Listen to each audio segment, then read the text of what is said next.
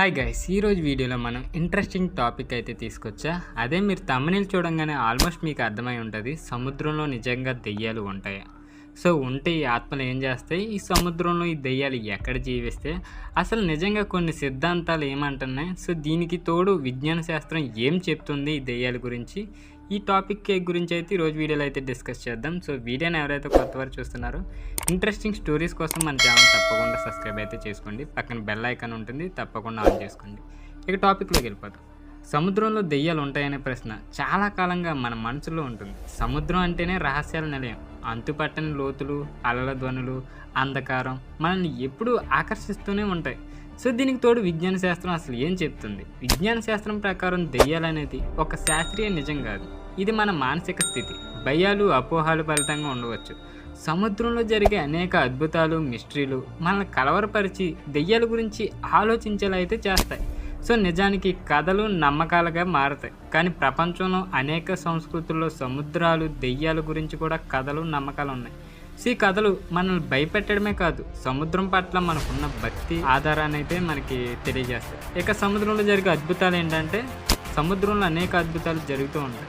ఉదాహరణకు సముద్ర జీవులు పరివర్తన, సో ఇక వాటి ప్రవర్తన, అలల రూపాలు, ఆకాశంలో కనిపించే విచిత్ర దృశ్యాలను మనల్ని ఆశ్చర్యపరుస్తాయి. ఈ అద్భుతాలకు శాస్త్రీయ వివరణలు అయితే ఉన్నప్పటికీ కొందరు వీటిని దైవిక శక్తులుగా అయితే ఆపాదిస్తారు. అంటే లైక్ మనకి చాలామంది చూసే ఉంటారు, సో జలకన్యలు అంటూ అటువంటివి ఉంటాయి కదా. సో సముద్రాన్ని మనలో అయితే దేవతలాగా, దేవుళ్ళలాగా కూడా పూజిస్తూ ఉంటారు.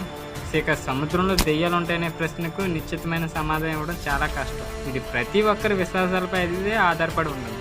సో దీనికి విజ్ఞాన శాస్త్రం దెయ్యాలను నమ్మదు, కానీ సముద్రం అనేది అంతులేని రహస్యాల నిలయం అనేది నిజం. సో ఇంకా ఇంపార్టెంట్ విషయం ఏంటంటే, సముద్రం పట్ల భయం ఉండకూడదు, దీన్ని మనం ఆరాధించాలి, అంతే తప్పించి మనం సముద్రం కాపాడుకోవాలి. సముద్రం మనకు అనేక వనరులను అందిస్తుంది, దీన్ని కలుషితం చేయకుండా చూసుకోవడం మన అందరి బాధ్యత. అంతేకాకుండా నిజంగా ఉంటే దెయ్యాలు ఎక్కడ జీవిస్తాయనే ప్రశ్న కూడా ఉంటుంది కదా. సో ఈ సముద్రంలో దెయ్యాలు ఉంటాయని శాస్త్రీయంగా నిరూపించబడలేదు, కానీ దెయ్యాలు అనేది మన మెంటాలిటీ బట్టి ఉంటాయి. అనేక అపోహలు, కథల గురించి మనం విన్నప్పుడు సముద్రంలో నిజంగా దెయ్యాలు జీవిస్తాయని ఒక భయం. సో ఇది కూడా మనకి సముద్రం గురించి కొన్ని నమ్మకాలు ఉన్నాయి, అవే సముద్రపు లోతుల్లో నిజంగా దెయ్యాలు ఉంటాయి. సముద్రం చాలా లోతుగా ఉంటుంది, మనకి తెలియని అనేక జీవుల రహస్యాలను దాగి ఉన్నాయని అయితే మనం నమ్ముతాం. ఈ అజ్ఞానం వల్ల సముద్రపు లోతుల్లో దెయ్యాలు ఉంటాయనే నమ్మకం అయితే మనకి ఏర్పడింది. సో అక్కడ అంధకారం ఉంటుంది కాబట్టి మనకు నరకంగా భావిస్తాం, కాబట్టి నిజంగా అక్కడ దెయ్యాలు ఉంటాయి అనుకుంటాం. సో ఇంకొక దీనికి తోడు మునిగిన నౌకలు, అంటే యాక్సిడెంటల్గా జరిగిన ఈ తుఫాన్లు ఇరికిపోయినాయి, నాశనం అయిపోయిన ఈ నౌకలు కూడా, సముద్రంలో మునిగిపోయిన నౌకలు, విమానాలు మొదలైన వాటి గురించి కూడా అనేక కథలు అయితే ప్రచారంలో ఉన్నాయి. సో ఈ ప్రదేశాలను దెయ్యాలు ఆవాసం చేసుకున్నాయని అయితే నమ్ముతారు. సో దాని గురించే మనకు నిజంగా ఇక్కడ ఫ్లైట్ యాక్సిడెంట్లో చనిపోయిన వాళ్ళు, సముద్రంలో పడిపోయి చనిపోయిన వాళ్ళు, ఇంకా ఓడల్లో చనిపోయిన వాళ్ళు, వీళ్ళందరి గురించి మనం ఆత్మలు అయిపోతారని, అక్కడే చనిపోయారు కదా, అక్కడే ఉంటాయని అయితే మనం నమ్ముతాం. సో ఆ మిస్టరీనే మనకి ఒక బెర్ముడా ట్రయాంగిల్ అని అక్కడ ఒక వింత సంఘటనలు అన్నీ జరుగుతున్నాయని అయితే చెప్తూ ఉంటారు సైంటిస్టులు కూడా. సో ఇది రాత్రి సమయంలో, అంటే మేబీ నైట్ మేర్స్గా చాలా ప్రశాంతంగా ఉంటుంది సముద్రం అనేది. సో ఈ సమయంలో వినపడే అలల శబ్దాలు, గాలి శబ్దాలు మనల్ని భయపెట్టవచ్చు. దీనివల్ల కూడా సముద్రంలో దెయ్యాలు ఉంటాయనే నమ్మకం ఏర్పడింది. దీనికి తోడు సైన్స్ ఏం చెప్తుందంటే, విజ్ఞాన శాస్త్ర ప్రకారం దెయ్యాలు అనేది ఒక నిజం కాదనని. ఎందుకంటే సముద్రంలో జరిగే అనేక అద్భుతాలు, మిస్టరీలు అయితే మనల్ని భయపెడుతూ ఉంటాయి, అంతే తప్పించి దెయ్యాల గురించి ఆలోచించేలా చేస్తాయి దాని గురించే. సో ఇక సముద్రంలో దెయ్యాలు ఎక్కడ జీవిస్తాయనే ప్రశ్నకు మనకు కరెక్ట్గా ఆన్సర్ అయితే ఇవ్వలేం. ఇది ప్రతి ఒక్కరి నమ్మకాలపై అదే ఆధారపడి ఉంటుంది. ఇక దెయ్యాలు అయితే నమ్మలేం నిజం చెప్పాలంటే. అసలు సముద్రంలో దెయ్యాలు ఉంటాయని చెప్పింది ఎవరంటే, ఇక చెప్పడానికి ఏముంది, సముద్రంలో దెయ్యాలు ఉంటాయని నమ్మకం చాలా పురాతనమైనది, ఒక నిర్దిష్ట వ్యక్తి చెప్పినది అయితే కాదు. ఈ నమ్మకం వేరు వేరు సంస్కృతుల్లో, వేరు వేరు కాలాల్లో, వేరు వేరు కారణాల వల్ల అయితే ఏర్పడింది.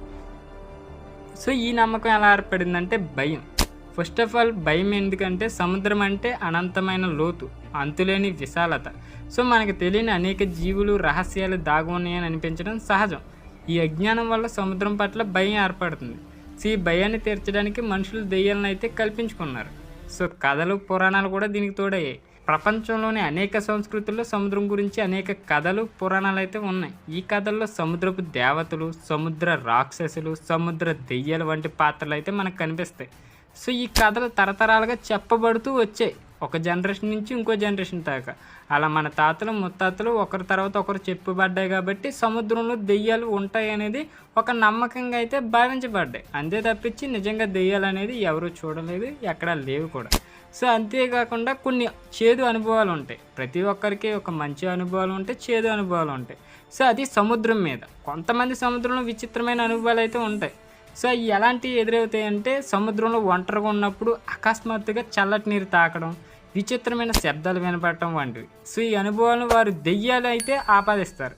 సో నిజంగా దెయ్యాలు మన వెనకాల వస్తున్నాయి, మనతో ఉంటున్నాయని అయితే ఒక నమ్మకం అయితే జరుగుతూ ఉంటుంది. సో ఈ నమ్మకాన్ని నిజంగా దెయ్యాలు ఉన్నాయని నమ్మకం అయితే ఏర్పరుస్తాయి ఆ వ్యక్తికి. సో అంతేకాకుండా సముద్రంలో అనేక సంఘటనలు శాస్త్రీయ వివరణ అయితే లభించదు. ఉదాహరణకు నౌకలు మునిగిపోవడం, సముద్ర జీవుల ప్రవర్తనలో అయితే మార్పులు వంటివి నిజంగా మనం కరెక్ట్గా అయితే చెప్పలేం. ఈ వివరణ లేని సంఘటనలు కూడా దెయ్యాలకు కారణం అని చెప్పడం జరుగుతుంది. సో దీనికి తోడు నిజంగా సైన్స్ ఏం చెప్తుందంటే, దెయ్యాల గురించి ఆలోచించాలైతే చేసే తప్పించి ఈ మిస్టరీలు మనల్ని కలవరపరుస్తూనే ఉంటాయి. కానీ సముద్రంలో జరిగే అద్భుతాల గురించి అయితే మనకి ఎవరికీ తెలియదు, ఎందుకంటే అనేక జీవరాశులు దాంట్లో ఉంటాయి. సో ఇంకా ఫైనల్గా చెప్పేది ఏంటంటే, సముద్రంలో దెయ్యాలు ఉంటాయనే నమ్మకం ఒక నిర్దిష్ట వ్యక్తి అయితే చెప్పింది అయితే కాదు. ఇది మన మానవ చరిత్రలో పురాతనమైన నమ్మకం, ఇప్పటి నుంచి వచ్చిందని కాదు. ఈ నమ్మకం వేరు సంస్కృతుల్లో వేరు కారణాల వల్ల అయితే ఏర్పడింది. సో దీనికి సైన్స్ ఈ నమ్మకాన్ని అయితే నిరాకరిస్తుంది, ఎందుకంటే ఎప్పుడు ఏ ప్రూఫ్స్ లేనిటిని అయితే సైన్స్ అయితే నమ్మదు నిజంగా దెయ్యాలు లేవని. సో అంతేకాకుండా సముద్రం పట్ల భయం వద్దు, దీన్ని మనం కాపాడుకోవాలంతే. సో సముద్రంలో ఆత్మలు ఎలా జీవిస్తాయని కొంతమంది అయితే అనుకుంటారు, కానీ నిజంగా సముద్రంలో ఆత్మలు జీవిస్తాయి అనేది నమ్మకం అంతే. దీన్ని ఎలాంటి ఆధారాలు అయితే ఉండవు. ఆత్మలు అనేది కూడా ఆధ్యాత్మిక భావన అంతే. దీన్ని శాస్త్రీయ పద్ధతులు అయితే నిరూపించడం కష్టం. ఇక భయం వదిలేసి మనం హ్యాపీగా జీవిస్తే ఆటోమేటిక్గా ఆత్మలు అనేవి మనకి ఎవరికి కనిపించవు, ఎక్కడ ఉండవు కూడా. సో ఇది మన అజ్ఞానం అని చెప్పొచ్చు. మన కథలు పురాణాలు ఉన్నాయి కాబట్టి దేవతలు రాక్షసులు ఉంటారు కాబట్టి నిజంగా సముద్రంలో ఆత్మలు ఉంటాయని మనం నమ్ముతాం అంతే. సో నిజంగా మన దగ్గర అయితే సముద్రంలో ఎటువంటి ఆత్మలు అయితే ఉండవు. కానీ కొంతమంది అయితే డెవిల్సీ అంటారు, ఎందుకంటే సముద్రంలో నిజంగా దెయ్యాలు కనిపిస్తాయని భయంతో. కొంతమందికి కూడా కనిపించినని అయితే చెప్తారు. వాళ్ళ రకరకాల ఎక్స్పీరియన్స్ అయితే వాళ్ళు షేర్ చేసుకుంటారు వీడియో రూపంలో.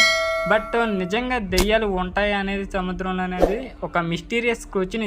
దీనికి ఆన్సర్ చెప్పడానికైతే చాలా కష్టం, సైన్స్ కూడా వివరించలేదు.